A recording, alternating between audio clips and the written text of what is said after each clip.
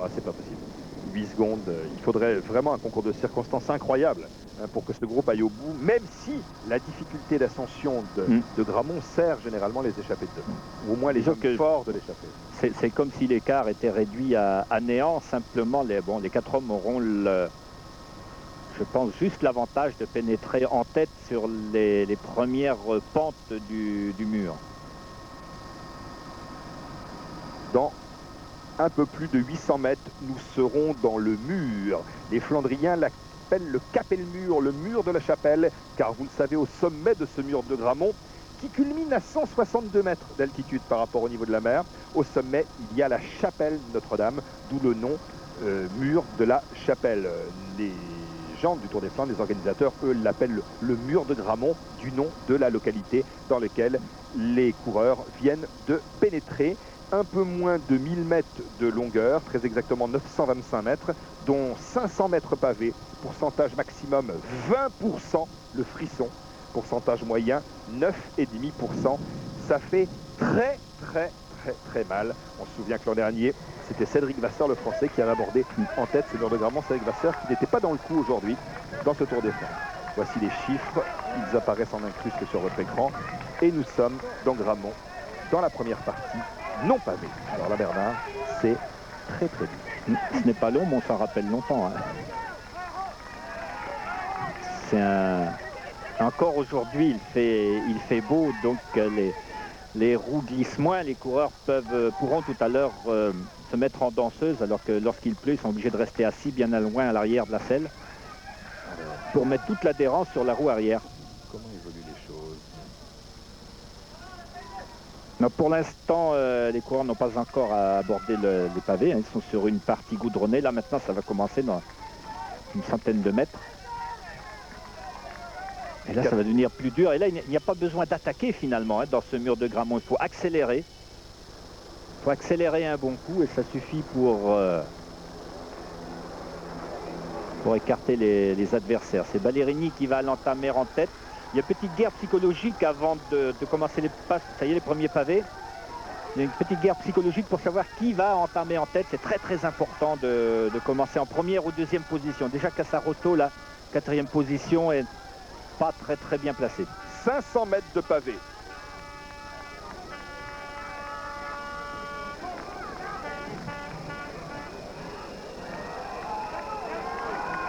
Ballerini, Van Petegem, Sorensen, Cassaroto. Regardez, les poursuivants ont débouché du virage. Voici la fin de ce mur de Gramont. Couru aujourd'hui dans des conditions sèches. Il y a Tchmilé, il y a Bartoli, Moncassin est là, le 91. C'est bien, il est bien placé, Frédéric Moncassin, il s'accroche, il se bat. Ballerini fait l'effort pour tenter de décourager ses accompagnateurs. Va-t-il réussir à lâcher Van Petegem? Ah, Van Petegem recule un petit peu, Sorensen encore plus, Cassaroto a de la peine à se hisser jusqu'en haut. C'est là le plus dur. Faute, vous avez vu, il a fait une faute, hein. Ouais. Il a un écart sur la gauche, Cassaroto. Ah, c'est très difficile parce qu'il faut mettre beaucoup d'adhérence sur la roue arrière, sinon ça patine. Mais si on met trop d'adhérence sur la roue arrière, on en enlève sur la roue avant. Et à ce moment-là, il faut être très pointu dans le guidage. Ballerini, Van Petegem, un écart par rapport à Sorensen et Cassaroto. Regardez cette image, le rat, véritablement, nous sommes juste à la surface de ces pavés. Bartoli derrière, Tchmile est derrière lui. Voici André Tchmile, voici Chiappucci. Voici Maximilian Siandri. Moncassin. Frédéric Moncassin. Les deux hommes en ont terminé. Les deux hommes de tête en ont terminé avec le mur de Gramont. Ils sont dans la descente. Ils sont à 15 km 500 de l'arrivée à Ninove-Merbeke, où le Tour de Flandre arrive aujourd'hui pour la 25e fois consécutive. Il leur reste une difficulté, un mont à escalader, le Bosberg, dont le sommet est situé à 13 km. Voici Johan Museeuw, décramponné mais courageux. Il va terminer, il veut terminer. Regardez la réaction du public vis-à-vis de Johan Museeuw. Les gens ont dû écouter la radio, peut-être regarder des petits postes de télévision qu'ils ont amenés. Ils savent que Museeuw a été victime de malchance, mais il veut terminer car quand on s'appelle Johan Museeuw, on n'abandonne pas dans le Tour des Flandres. Même lâché, vous avez vu que Museeuw a encore beaucoup de... On sent qu'il a de la force hein, pour monter cette portion très dure et très étroite. Il y a une cassure devant, Ballerini, Van Petegem. Maintenant, il va être intéressant de voir est-ce que les deux hommes vont bien s'entendre parce que ils sont tous les deux assez rapides au sprint. Ballerini n'aime pas beaucoup les compagnies, on le sait. Mais il lui sera difficile maintenant de lâcher Van Petegem. On retombe sur le groupe de Yon Musseux. Et de, non, de Maximilien Sandry, de Bartoli, de Schmilet et de Moncassin.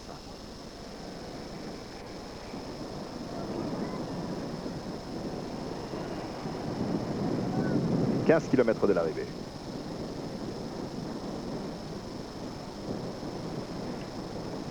Petite descente réparatrice pour certains. Regardez ici Chandry qui adopte la position maximale Fanabise. Ce qu'on appelle l'œuf. Oui, pour essayer d'aller vite sans donner un coup de pédale, essayer de récupérer le plus possible. Le Bosberg dans un peu plus d'1 kilomètre. Et les deux hommes de tête font vraiment une avance très minime sur 3 poursuivants. Quelle incertitude, vraiment, quelle incertitude. Bon, là, il y a Bartoli, c'est sûr. Il y a... C'est Casarotto qui a réussi à limiter les dégâts. Voilà Michele Bartoli, vainqueur l'année dernière. Alors celui-là, maintenant, il va falloir le battre. Ouf. Ouais, parce qu'il s'est fait beaucoup de soucis tout à l'heure. Il y a Sorensen encore, qui est toujours Casarotto là. qui est toujours là. Casarotto qui ne roule plus. Et on sait qu'il y a derrière, donc ce qui veut dire que Bartoli a réussi de sortir du groupe derrière et à revenir devant. Donc Bartoli a fait l'effort. C'est son directeur sportif Ferretti qui lui disait l'année dernière au départ du Tour des Flandres, tu dois attaquer une fois, ça doit être la bonne. Il est parti dans Grammont, on s'en souvient, dans la station de Grammont, et il a terminé en solitaire à Merbeck-Minot. La façon dont il a monté le mur de Grammont aujourd'hui, s'il avait pu rejoindre les hommes de tête avant, il aurait peut-être pu aussi sortir seul, puisque finalement, c'est le Bartoli, c'est le seul homme du peloton qui a réussi à revenir là sur la tête. Michele Bartoli, qui aura 27 ans le 27 mai prochain, 1m79, 65 kg. C'est le coureur italien depuis 10 ans, c'est le mieux adapté à la Belgique. Il a gagné le Tour des Flandres l'an dernier, mais il a aussi gagné la Flèche Brabançonne, le Grand Prix Prix Nocéramide, les 3 jours de la panne. Sorensen sur la droite de la route. Dommage qu'on ne voit pas le groupe de Schmilet dans lequel il y a Moncassin. Sorensen qui se retourne, de petits gestes du bras, il fait signe à son suivant qu'il doit passer, que lui ne peut plus faire autant de travail. On va arriver dans le Bosberg, pied du Bosberg.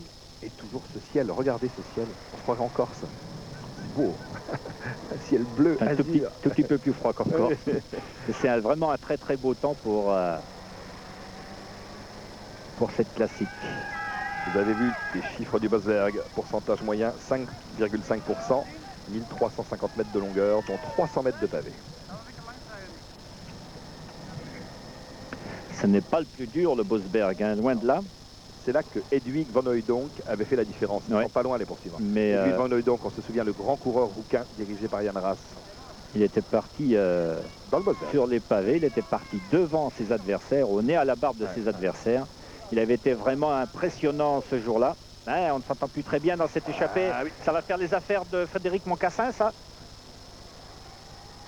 Et voilà. Et ben voilà. Voilà Chiappucci. Chiappucci qui revient. Qui est avec lui? Comme j'ai vu passer un Gann là, mais c'est pas réussi. Pas sûr que c'est Moncassin. Si, c'est Fred. Si, c'est Fred. Oui. Allez, Fred, là, il faut s'accrocher. S'il passe le Bosberg, j'ai une partie du Tour des Flandres dans le tiroir. 500 mètres de pavé. Alors va-t-il y avoir des attaques? Certainement. Attention à l'attaque de Bartoli. Peut-être de Schmilet aussi, qui est à l'aise sur ses passages. Ah, Fred, ça n'a pas l'air difficile pour Moncassin. S'accroche. Il faut absolument se cacher. Il y a encore une Moncassin, cassure. il ne faut pas qu'il se montre.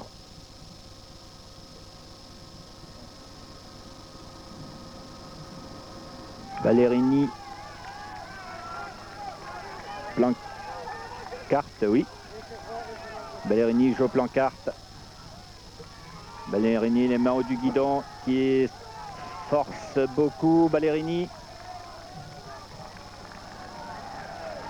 Je vais essayer de provoquer une ultime sélection dans le Bosberg, mais ce sera ce sera difficile. Il arrive à décrocher ses anciens compagnons d'échappée, Cassaroto, Sorensen qui s'était laissé un peu surprendre à la route. Cassaroto, il doit faire un effort pour revenir. On aimerait bien savoir où se trouve Fred Moncassin.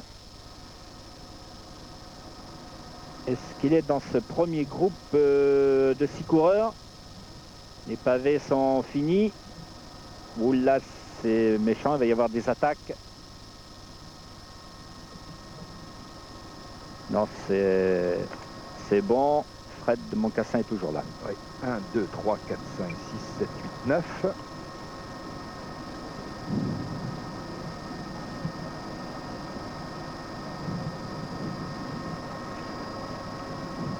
Alors là, il y a Bartoli, Schmillet, Chiappucci.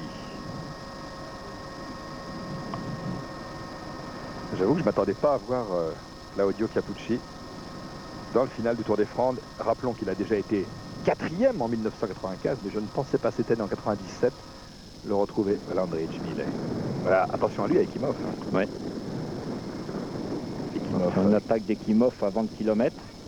Pièce postale d'équipe américaine. Il y a 2 virages dans le dernier kilomètre qui peuvent être favorables à une attaque. Ici André. Une cassure qui va se produire. Ah, ça va être une course un peu bizarre maintenant. Hein. Ça va attaquer, il y a des groupes qui vont se former, il y a peut-être des coureurs qui vont pas très bien s'entendre. Ça va revenir, ça va repartir. Et là pour l'instant, eh bien c'est Chiandri Chiappucci qui aurait réussi.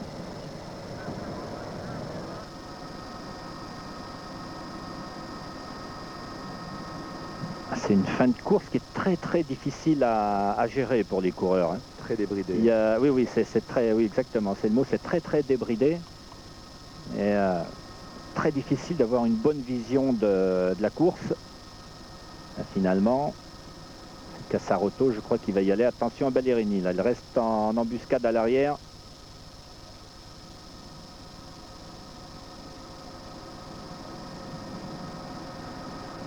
On reconnaît le Schmillet. Ah ouais, j'ai peur. Ici, c'est Cassaroto qui fait l'effort. C'était Fred Moncassin hein, qui était devant, non? À moins que ce soit combien? 10 km de l'arrivée. 10 km de l'arrivée.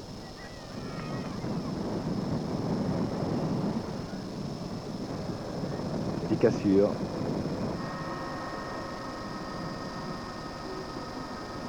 Les hommes se retrouvent à l'avant. Alors il y a un Gann qui est. Ah ben évidemment on ne le verra pas.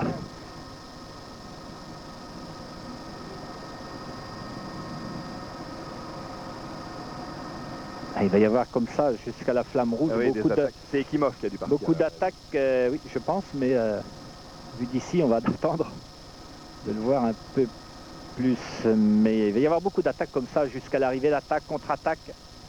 Ou attention, celle-là elle est méchante. Oui, c'était bien Ekimov.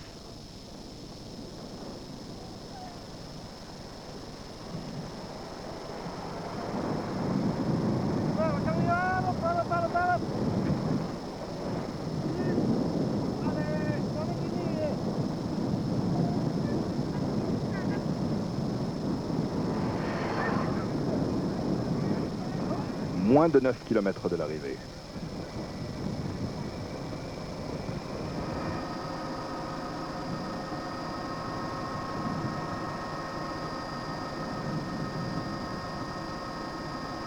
L'accélération qui se succède, à chaque fois il faut produire un effort pour boucher le trou. Il y a encore un trou qui s'est... Il y aura peut-être un groupe qui arrivera à prendre l'ascendant. Il suffit qu'il y ait une hésitation à l'arrière, que les coureurs comme là se regardent, se disputent un peu. Ah, il y a un trou là. Hein. Ah oui, mais il suffit qu'il y ait une mésentente à l'arrière et bon, difficile de dire, mais on ne sait pas trop pourquoi. Hein. Ballerini, Moncassin, Sorensen. Moncassin est dans le trio. Regardez-le, Frédéric Moncassin. On a vu son visage crispé. En deuxième position derrière Ballerini. Sorensen en troisième position. 4 km de l'arrivée. Le trou est incontestable. Des trois, c'est à coup sûr Moncassin le plus rapide. Ouh là là là là. Mais l'arrivée est jugée en légère montée après 260 km. Ah oui, oui. Il y a voilà, et l'attaque de Bartoli ici. Michele Bartoli. Oh, une attaque vraiment très très sèche. Il est parti presque en tête du peloton. Vous savez que c'est beaucoup plus difficile de partir en tête du peloton. Si on démarre de l'arrière, on arrive à hauteur des premiers en étant élancé. Et il y a donc une grande différence de vitesse. Mais là, il faut créer soi-même le propre différentiel de vitesse qui est beaucoup plus difficile. Mais Michele Bartoli qui conserve un petit avantage. Et malheureusement pour les hommes de tête, eh bien ceci va faire revenir le groupe. Frédéric Moncassin qui aura 29 ans au mois de septembre prochain. Il totalise 24 succès, notamment bien sûr 2 étapes dans le Tour de France l'année dernière. Il n'a pas encore gagné de grandes classiques. Frédéric Moncassin, il était 2e du Hedvolk en 94, 2e du Tour du Piémont en 91, 2e de Kurn-Bruxelles-Kurn en 96, 8e du Grand Prix de Fourmies, 8e de Paris-Bruxelles, 8e de Paris-Roubaix en 95, 4e de Gand-Wevelgem en 93. Ah, il a la chance, Moncassin, de tomber avec 2 bons rouleurs. Ah, il est dans un bon wagon là, Frédéric Moncassin. Un bon wagon. Tout dépend de la... Finalement, maintenant, c'est la réaction des poursuivants qui va être déterminante. C'est un peu plus de 9 secondes. Ah, 9 secondes à 6 km de l'arrivée. Ouais, un peu plus de 6 km. Il y a eu une erreur d'incruste tout à l'heure. En fait, il reste un peu plus de distance, un peu plus de 6 km. 3 hommes, Franco Ballerini, Rolf Sørensen, Frédéric Moncassin. Le trou est réel, l'écart est réel. Qui va prendre, l'initiative de rouler, de défendre à l'arrière? Ah, ça se présente plutôt bien. Cassarotto, je crois qu'il est très remuant, ce Cassarotto. Il aura fait une belle course lui aussi. Ouais. On s'épie, on se regarde. Qui est dans ce groupe? Eh bien, je crois bien que les hommes de tête, on va faire la revue. Non, les hommes de tête n'ont pas d'équipier dans ce groupe. Il n'y a pas de Mapei, pas de Gann. Et pas de Rabobank non plus. Les 3 hommes de tête, alors j'espère qu'on va rester un moment. Voilà, on va voir. Ils ont l'air de très bien s'entendre. Jusque-là, ils s'entendent très bien. Il est vrai que tous 3 sont assez rapides au sprint. Et à une arrivée comme celle-ci, tous 3 ont des chances. Du moins, on espère qu'ils vont croire en leur chance jusqu'au bout. Ça permettra à Moncassin d'arriver avec eux parce que finalement, nous, on pense que Moncassin est le plus fort au sprint. Oui, c'est à coup sûr intrinsèquement le plus rapide. Mais bien évidemment, après plus de presque 260 km de course, très exactement 256, les données sont les mêmes. 17 secondes, l'écart augmente. Tout à l'heure, quand Laurent Jalabert était en tête avec Sørensen, nous regardions les écarts et nous parlions de cette flèche qui montait dans le bon sens. Cela voulait dire que l'écart augmentait. C'est exactement ce qui se passe maintenant. 9 secondes, 17 maintenant, 8 secondes de mieux. L'écart se fait. L'écart se creuse, c'est incontestable, cette vue aérienne nous le montre, un peu plus de 5 km de l'arrivée. Ballerini n'a jamais gagné le Tour des Flandres, Sørensen ne l'a jamais gagné non plus, et Frédéric Moncassin n'a pas gagné de grande classique de Coupe du Monde. C'est peut-être l'une des chances de sa vie, l'une des chances de sa carrière à Frédéric Moncassin, qui avait gagné il y a 2 ans Kurn-Bruxelles-Kurn, qui était arrivé 2e dans la même épreuve l'an dernier, mais qui avait été aussi victime d'une chute terrible, on s'en souvient, à l'arrivée de Gand-Wevelgem. Frédéric Moncassin qui se retourne. Il a intérêt pour l'instant à rouler, à prendre les relais. L'équipe Gann de Roger Leget s'était bien préparée pour ce Tour des Flandres, comme elle s'est bien préparée d'ailleurs pour Paris-Roubaix de dimanche prochain. Frédéric Moncassin qui a beaucoup travaillé en longueur, en distance, des sorties de 280-300 km pour acquérir le fond, pour pouvoir être compétitif dans le final de ces classiques qui sont très longues. Eh bien, tout ce travail paye. Frédéric Moncassin, qui de surcroît est un des garçons les plus sympas du peloton. Il est aussi très adroit, spécialiste de VTT, de mountain bike, de moto. C'est le seul qui peut rouler sur la roue arrière. Oui. Dans un peloton. C'est un artiste. Attention parce qu'ici c'est difficile, c'est un faux plat là. On est à Dunder, enfin la sortie de... Mais sur la commune de Ninove. Les coureurs se retournent, c'est donc... on peut penser qu'ils ne sont pas vraiment à... Ils sont pas à 100%, de toute façon ils ne vont pas se mettre à 100%, mais ils sont pas au maximum de leurs possibilités. Normalement, lorsqu'on se retourne, c'est parce qu'on pense que il y en a d'autres qui peuvent aller plus vite. Si on est persuadé d'être vraiment en fond, on n'a pas besoin de se retourner, de toute façon on ne peut rien faire de plus. Mais si les coureurs se retournent, c'est parce qu'ils ont récupéré un petit peu. Pourtant, à ces trois hommes, il leur faut absolument conserver, prendre encore un petit peu de terrain. Il faut prendre au moins 30 secondes parce qu'ils vont inévitablement se regarder au moment de lancer le sprint. Ils vont inévitablement ralentir dans les 2-3 derniers kilomètres, ce dont profitera bien sûr le groupe de poursuivants pour se rapprocher. Et bien pour assurer le succès de cette échappée, il faudrait que ces trois hommes-là puissent prendre au moins 30 secondes d'avance. En tout cas, pour l'instant, les trois s'entendent toujours très bien. Ah, c'est fantastique ça pour Fred Moncassin. 28 secondes et on approche des 30 secondes, ça va être bon. Ah, c'est bien parti. Vraiment bien parti. Au moins déjà une place sur le podium.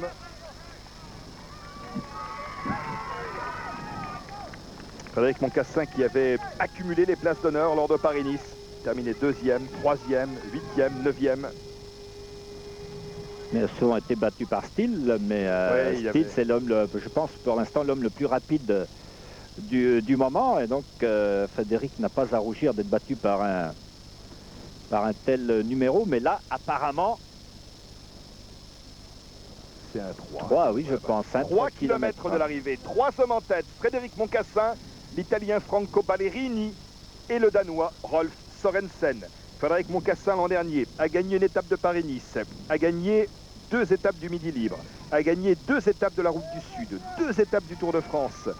Il a multiplié véritablement les bonnes performances. Il était aussi l'an dernier 106e du classement général du Tour, dont il a porté le maillot jaune. Très beau coureur, très généreux. Originaire de la Haute-Garonne, il a un accent très marqué, la voix chantante. Et il a couru pendant 2 ans dans l'équipe de Yann Ras, ce qui lui a donné une expérience des courses d'ici. Hein. Enfin d'ici, ils ont des courses du Nord, des courses flamandes tout du moins. Ah, qu'est-ce qui se passe-t-il? On dirait qu'il a desserré son frein. Regardez, regardez la musculature, regardez les cuisses. Oui, c'est vraiment le sprinter. Moi, il m'a vraiment époustouflé l'année dernière, Frédéric Moncassin. C'est la première étape du Tour de France. Hein. Lorsqu'il s'est fait tasser à 150 mètres de la ligne, il est revenu derrière les coureurs, il a réussi à se relancer et repasser devant. C'était vraiment quelque chose d'extraordinaire. Si seulement il pouvait être aussi fort aujourd'hui, il n'y aurait aucun problème. Mais 2 km de l'arrivée. Mais vous savez, j'en ai que les sprints à 3 sont évidemment très différents d'un sprint de peloton et qu'un coureur qui n'a aucune chance dans un sprint de peloton peut quelquefois avoir une chance contre un bon sprinter dans un sprint à 2, 3 ou même 4 coureurs. La façon de lancer le sprint, la façon de faire le sprint, de faire l'effort est totalement différente. Et un bon sprinter peut quelquefois se trouver battu dans un petit groupe. Ça c'est rare, mais ça peut arriver.